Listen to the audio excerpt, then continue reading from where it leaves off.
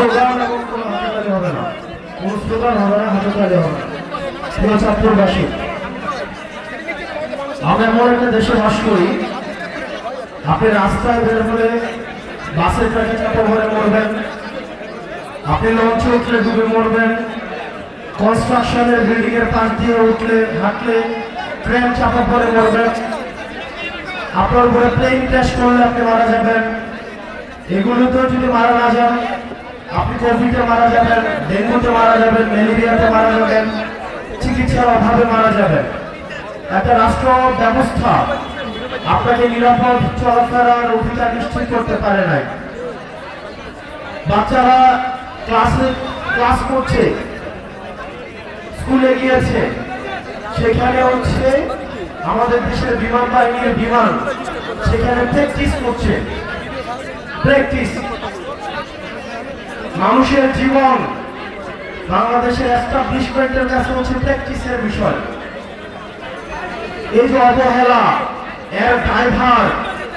এর ড্রাইভার অবশ্যই এই বাহিনীকে অবশ্যই নিতে হবে। আমরা দেখলাম মাইলস্টোনের বিমান ক্র্যাশ হয়েছে, তারপরে সেখানে শিক্ষকদেরকে এবং শিক্ষার্থীদেরকে সেখানে ব্যাপকভাবে পিটানো হয়েছে।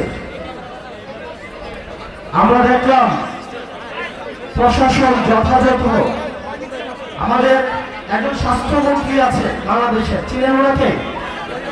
উনি ডক্টর মোহাম্মদ ইউনূসের ভাই ব্রাদার কোথায় আসছে? ডক্টর মোহাম্মদ ইউনূসের স্বজনপ্রীতির সবচেয়ে বড় এক্সাম্পল হচ্ছে স্বাস্থ্য উপদেষ্টা।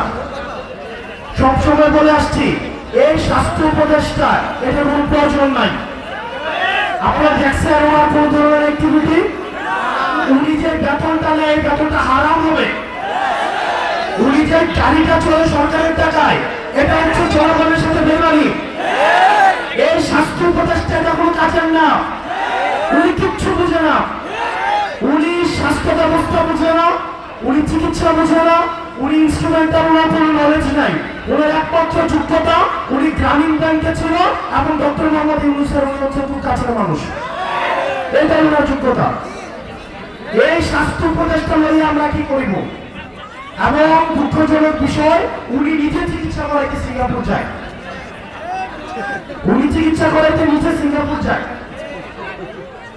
এখন আমরা বললে তো হচ্ছে বিরাট বেজার হয়, আমরা বললে রাগ হয়, রাগ। ওনাকে নিয়ে একবার কথা বলছিলাম, এরপর উনি আর আমাদের সাথে কোনো যোগাযোগ করে না। এই স্বাস্থ্য উপদেষ্টার অনীতি বিলম্বে এই জনগণের যে টাকা পয়সা উনি বেতন দিছে, সেগুলো রাষ্ট্রকার কোষাগারে জমা দিয়ে ওনার অনীতি বিলম্ব পদত্যাগ করা উচিত। প্রিয় চাঁদপুরবাসী, আমরা অভ্যুত্থানের পরে রাষ্ট্রটাকে ঢেলে সাজাতে চাইছিলাম, কিন্তু দুঃখজনক বিষয়, আমাদের স্বাস্থ্য ব্যবস্থা আগের মতো, আমাদের আইন শৃঙ্খলা ব্যবস্থা আগের মতো। আপনি দেখবেন আমাদের দেশের সিভিলিয়ানরা কখনো হিরো হয় না, যার কারণে আমাদের এই যে মাহিরিন ম্যাডাম, যিনি এই মাইলস্টোন কলেজের 20 জন শিক্ষার্থীকে নিজে উনি উদ্ধার করেছেন, পরবর্তীতে উনি নিজের জীবন ওনার চলে গিয়েছে, উনি নিজে নিহত হয়েছেন। আমরা মাহিরিন ম্যাডামকে আমরা রাষ্ট্রীয়ভাবে আমরা যথাযথ মর্যাদা দিতে পারি না, এটা আমাদের ব্যর্থতা। এই সরকারের কাছে অনেক প্রত্যাশা ছিল, প্রত্যাশার পারও দিন দিন কমছে। দিন শেষে আপনাদের কাছে আহ্বান জানাবো, দল মত নির্বিশেষে আমাদেরকে ফেসিবাদের বিপক্ষে আমাদেরকে অবস্থান নিতে হবে। আপনারা গতকাল দেখছেন লাশের উপর দিয়ে এই আওয়ামী ফেসিবাদ আবার তারা হচ্ছে রাজনীতি করার চেষ্টা করেছে। আমরা ফেসিবাদ বিরোধী রাজনৈতিক দলগুলো সুতা হতো, যারা বাংলাদেশকে ধারণ করে আমরা সুতা হতো, কিন্তু আওয়ামী লীগ যদি ফেরার চেষ্টা করে তাহলে এই সব শক্তিতে পরিণত হয়ে এই আওয়ামী লীগের চ্যাপ্টারটা আমরা ক্লোজ করছি।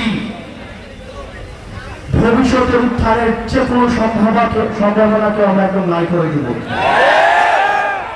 প্রিয় চাঁদপুরবাসী, আপনারা সজাগ থাকতে হবে। বেশিরভাগ বিরোধী রাজনৈতিক দলগুলোকে ঐক্যবদ্ধ থাকতে হবে।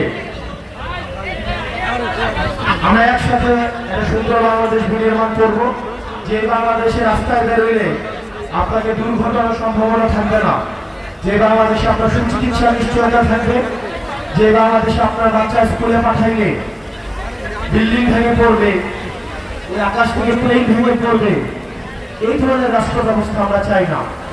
এগুলো তদন্ত করা হোক, হাসিনার আমলে কি পরিমাণ দুর্নীতি করা হয়েছে।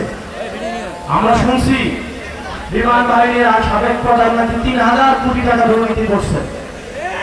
এই বিমানগুলো কিন্তু হাসিনার আমলে কেনা। আমরা বিমান বাহিনীর যে ভাইরা রয়েছেন, আমরা আপনাদের নিরাপত্তাও চাই। আপনাদের নিরাপত্তা কিন্তু ঝুঁকিতে রয়েছে। এসব ইনস্ট্রুমেন্ট এগুলো কি সঠিক কিনা, ঝুঁকিমুক্ত কিনা, সেগুলো আপনাদের বিবেচনার সুযোগ আসছে। আপনারা সেগুলো বিবেচনা করুন, নিজেদের আবার পুনর্মূল্যায়ন করুন। আপনারা ভালো থাকবেন, সুস্থ থাকবেন। আমরা যেন এই জাতীয় সুখকে আমরা কাটিয়ে উঠতে পারি। যারা নিহত হয়েছে তাদের আত্মার মাগফিরাত কামনা করছি, আল্লাহ তাদের জান্নাত নসিব করুক। যারা আহত হয়েছে, বাচ্চা বাচ্চা ছেলেরা 3 বছর 7 বছরের, আল্লাহ তাদের সুস্থতা দান করুক, আল্লাহ তাদের সুস্থতা এনায়েত করুক। আল্লাহ আমাদের রাষ্ট্রীয় সম্পদগুলোকে আল্লাহ আমাদের উত্তোলন করার তৌফিক দান করুক। আপনারা সবাই ভালো থাকবেন, সুস্থ থাকবেন, আমাদের সবার জন্য দোয়া করবেন। আমরা একসাথে একটা সুন্দর একটা বাংলাদেশ বিনির্মাণ করবো। আসসালামু আলাইকুম ওয়া রাহমাতুল্লাহি ওয়া বারাকাতুহু। আপনাদের সামনে এই শোক সভায় এসে উপস্থিত হয়েছি। আজকে থেকে 2 দিন আগে মাইলস্টোন কলেজে যে হৃদয় বিদারণ ঘটনা ঘটেছে, আমরা নিষ্পাপ ছোট ছোট সন্তানদেরকে হারিয়েছি, ভাই বোনদেরকে হারিয়েছি। তাদের জন্য আমাদের অন্তরের অন্তঃস্থল থেকে দোয়া। যারা আমাদেরকে ছেড়ে এই পৃথিবী থেকে চলে গিয়েছেন, আল্লাহ যেন তাদেরকে জান্নাত নসিব করেন। যারা এখন হাসপাতালে ওই দগ্ধ শরীর নিয়ে ব্যথায় কাতরাচ্ছেন, আল্লাহ যেন তাদেরকে দ্রুত সুস্থ করে দেন। তাদের যে ব্যথা, সেই ব্যথাকে প্রশমিত করে দেন। যখন আমাদের নবী সাল্লাল্লাহু আলাইহি সাল্লামকে আগুনে নিক্ষেপ করা হয়েছিল, আল্লাহ সেই আগুনকে শীতল করে দিয়েছিলেন আমাদের নবী সাল্লাল্লাহু আলাইহি সাল্লামের জন্য। একইভাবে নিষ্পাপ শিশুদেরকে যেন আল্লাহ তাদের ব্যথা প্রশমিত করে দেন। সংগ্রামী সহযোদ্ধারা, আমরা বাংলাদেশে তদন্ত কমিটির খেলা দেখতে চাই না। আমরা দেখতে চাই এই অভ্যুত্থান পরবর্তী বাংলাদেশে এই তদন্ত কমিটিগুলো প্রত্যেকটা ঘটনার পিছনে কোন ব্যক্তিগুলো দায়ী, কোন সিস্টেম দায়ী, কোন প্রতিষ্ঠানগুলো দায়ী, সেগুলো খুঁজে বের করে তদন্ত সাপেক্ষে তাদেরকে যেন শাস্তির আওতায় নিয়ে আসে।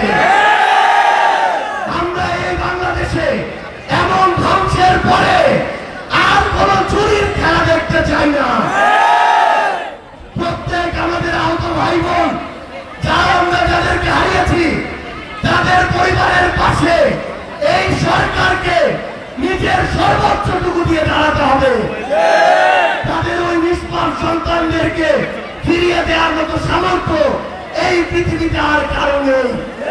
কিন্তু এই সরকারকে, এই দেশের বিচার বিভাগকে এই ঘটনা তদন্ত সাপেক্ষে সুষ্ঠু বিচার নিশ্চিত করতে হবে এবং সেই দায়িত্ব এই সরকারকে নিতে হবে।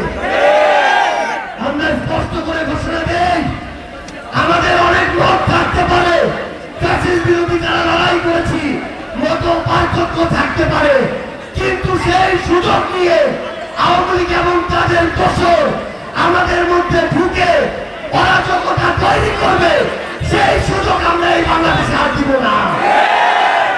আমাদের মধ্যে রাজনৈতিক আদর্শ ভিন্ন হতে পারে, আমাদের নাম ভিন্ন হতে পারে, আমরা বিএনপি, জামাত, এনসিপি, ইসলামী আন্দোলন বাংলাদেশ, গণ অধিকার পরিষদ এমন বিভিন্ন নামে রাজনৈতিক লড়াই করতে পারি, কিন্তু যদি আওয়ামী লীগ প্রশ্ন আসে তাহলে আমরা ঐক্যবদ্ধভাবে এই সকল সন্ত্রাসীদেরকে প্রতিহত করব।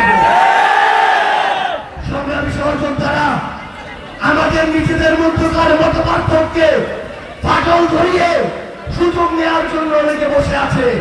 আমরা এই বাংলাদেশে এই সুযোগ আর কাউকে দিব না। আমাদের অভ্যুত্থানে যারা শহীদ হয়েছে, আহত হয়েছে, তাদের উপরে এই যে হত্যাযজ্ঞ, এই অন্তর্বর্তীকালীন সরকারকে এই গণহত্যার বিচার নিশ্চিত করতে হবে, রায়গুলোকে কার্যকর করতে হবে।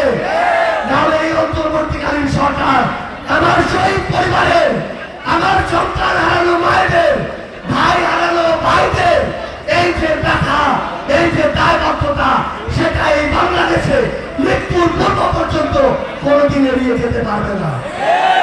সংগ্রামী সহযোদ্ধারা, আমাদের লড়াই মাত্র শুরু হয়েছে। আসলেই আমাদের এই যুদ্ধ এখনো শেষ হয়নি। এই যুদ্ধ আমাদের ঐক্যবদ্ধভাবে চালিয়ে যেতে হবে।